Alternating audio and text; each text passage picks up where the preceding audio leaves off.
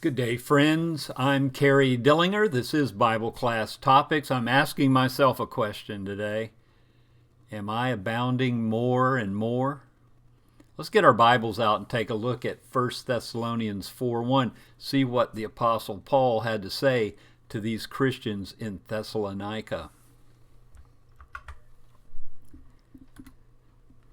Finally then, brethren, we urge and exhort in the Lord Jesus that you should abound more and more, just as you receive from us how you ought to walk and to please God. How am I doing in my growth as a Christian? Well, self-inventory is usually a tricky business. One may indeed be aware that he is not abounding in the Lord. But, lest we be overly critical of ourselves, there are matters that we need to consider. First, meaningful growth can be almost imperceptible. We do not see our children grow, but the frequent need to replace clothes that no longer fit, well, that's a ready reminder. Philosophers have long debated the question of what nothing is. You can learn the answer by questioning your school children. Nothing is what these children tell you that they've learned each day. Nothing. What did you learn today? Nothing. Well, this is perplexing, but it'll soon become evident that progress throughout the school year is being made, but growth is gradual. Only as we look back from an advanced perspective can we judge the progress that has been made. Meaningful growth involves repetition. Most of the time, our lives are mundane and rather dull. Most of us learn to feel comfortable with this. But in times of sober reflection, we may fear it's a sure sign of stagnation. We continue to do the same things even in our spiritual lives. We read the same scriptures, we sing the same songs, and we pray the same prayers. But this is much of what growth is about. It's not the jumping here and there and doing ever greater things. It's persevering faithfully in the repetitive disciplines of life and faith.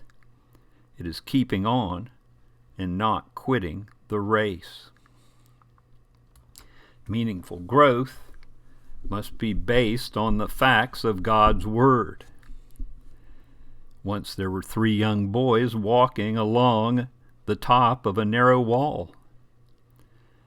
The first boy was named Fact. The second was named Faith. And the last boy in line was named Feeling. Faith did well on this narrow wall so long as he looked straight ahead and kept his eyes on Fact. But he kept looking back to see where Feeling was. And each time he did this, he lost his balance and fell off the wall.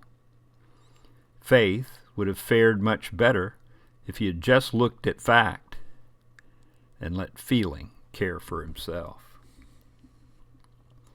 The temptation persists in our spiritual walk to focus on feeling rather than the faith derived from God's Word.